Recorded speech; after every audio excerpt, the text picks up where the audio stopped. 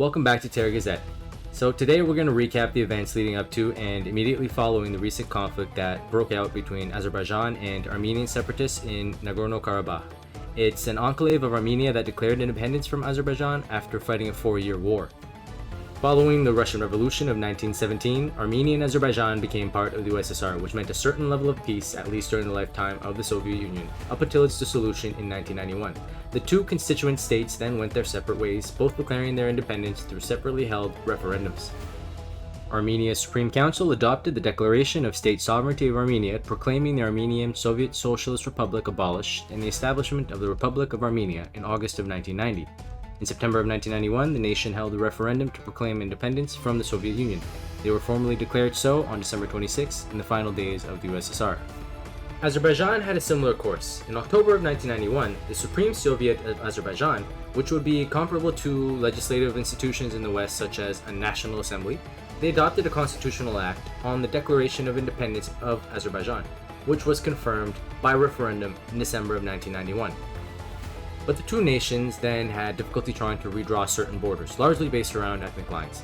Nagorno-Karabakh is a region that is 3/4 majority ethnic Armenian, with 1/4 being Azerbaijani, with approximately 120,000 of the region's 150,000 being ethnic Armenian, and with both population groups spread throughout the territory. The region was established by the Soviets after World War I.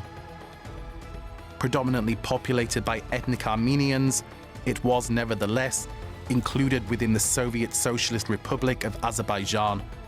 With both nations having just declared independence from the USSR, that same year the separatist movement within Nagorno-Karabakh decided to declare independence from Azerbaijan. In 1991, the people of Nagorno-Karabakh decided to officially break away from Azerbaijan. The Armenians of Nagorno-Karabakh, supported by Armenia, fought a war of independence until 1994. Finally, Nagorno-Karabakh declared its independence from Azerbaijan. Its status was meant to be finally decided on in peace negotiations. But those peace talks never took place. Instead, a cold stalemate ensued with a slow conflict. Azerbaijan continued its military buildup and continued to declare control over the region, with Armenia continuing to populate the region with ethnic Armenians and renaming old towns. Yet officially, Nagorno-Karabakh was internationally recognized as Azerbaijan territory. Then, in 2020, Azerbaijan invaded the region once more and conducted a 6-week-long war. Fierce fighting erupted in September 2020 and quickly became a full-scale war. Both sides were accused of bombing civilian areas in the region. Thousands of people died, including 100 civilians. Then, in a sudden and dramatic turn in this decades-old conflict, Armenia surrendered. A ceasefire was signed on November 9th and Azerbaijan declared victory. The war came to an end with the region falling back under the control of the government in Baku. Azerbaijan had used its new military capabilities to overcome its bitter rival and take back the region. Yet another blow to the Armenian leader's record. The conflict came to an end thanks to a peace deal mediated by Russian President Vladimir Putin. However, Azerbaijan remained concerned about their own exclave, Nakhchivan, an autonomous republic separated from Azerbaijan and with Armenia standing in between them. Thus, a goal of establishing a corridor to their exclave still remained. Карабах всем миром, равнинный, Нагорный, признан как неотъемлемая часть Азербайджана. Russian peacekeepers were sent in only to maintain peace, and were not permitted to act as a military force for either side. Azerbaijan maintained control over the breakaway region. However, in late 2022, Azerbaijan imposed a blockade on a route that countless civilians rely on as their only means to get goods in and out of the region, the Lachin Corridor. It's the only route connecting Armenia to the mountainous areas of Nagorno-Karabakh, still controlled by ethnic Armenians. Azeri families will move here when reconstruction is finished. The Azeri government says it's investing $1.6 billion in the territories taken back from Armenian control. That includes here in Shusha, where we're overlooking the only part of Karabakh that remains under the control of ethnic Armenians, the town of Kankandi, or as the Armenians call it, Stepanakert. At least 70,000 ethnic Armenians live down there, effectively surrounded. And Azerbaijan has now installed a border checkpoint on the only road linking Stepanakert to Armenia. It's supposed to remain open under the terms of a Russian-brokered peace deal that ended the 2020 war. It had already been partly blocked for 3 months by self-styled environmental activists. Armenia has looked to the West for more support as its Prime Minister Nikol Pashinyan started to seemingly blame Russia for the events, as Russia has until now tried to maintain good relations with both sides. the Armenian government has now expressed interest in holding joint military drills with the US and NATO partners. These actions led to a ramping up of tensions, as a fear of increased NATO presence seemed to push Azerbaijan's president Ilham Aliyev to react sooner. And although there were positive signs such as a potential reopening of the Lachin corridor earlier this month, instead, earlier this week, Azerbaijan began a military operation to fully capture the region and demilitarize the separatist forces, demanding that the local militias disarm.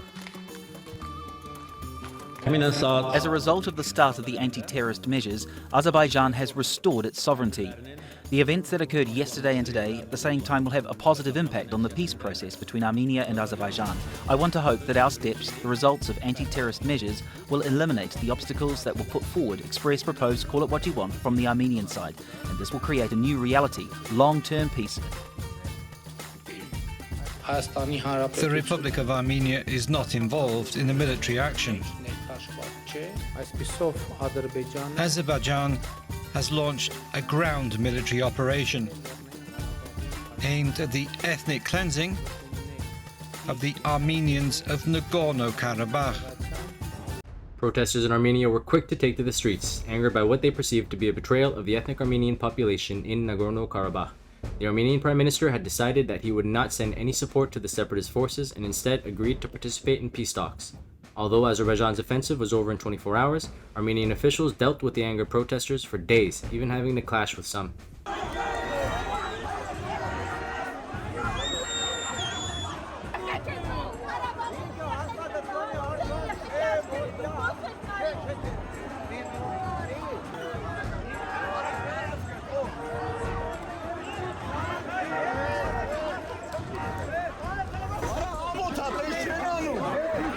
Russian peacekeepers continued their work in the region, evacuating civilians to safe zones. However, reports came in that Azerbaijan's forces wrongfully fired upon a number of Russian peacekeepers while in their vehicle, killing at least 5, with the 6th reported to have been killed by separatist forces. Azerbaijan's officials had announced that they will be investigating these killings. On Wednesday, almost 36 hours after the start of the operation, Azerbaijan's President Ilham Aliyev took to national television to announce a ceasefire and claimed a successful operation was complete. A ceasefire, initially proposed by the separatist forces, was agreed to, and negotiations were now underway to disarm the fighters, with Russian peacekeepers serving as mediators. Now, opposition forces have coalesced to form a bloc proposing that political forces begin the process of removing Nikol Pashinyan through impeachment. Iran, a major ally of Armenia in the region, has warned that closer ties with Western powers would increase security concerns, not wanting to see NATO forces closer to their border. Negotiations have concluded with separatist forces having already disarmed, and Azerbaijan has finally allowed the flow of aid using Lachin corridor. Now that about summarizes the circumstances that led up to last week's conflict that saw at least 200 people killed and 400 wounded. Approximately 2,000 Russian peacekeepers remain in the region, and thousands of residents have already fled for safety. Thanks for watching this week's episode. If you missed our previous ones, you can check them out above, and follow our Twitter and Substack down below in the description. Don't forget to like and subscribe. We'll see you next week.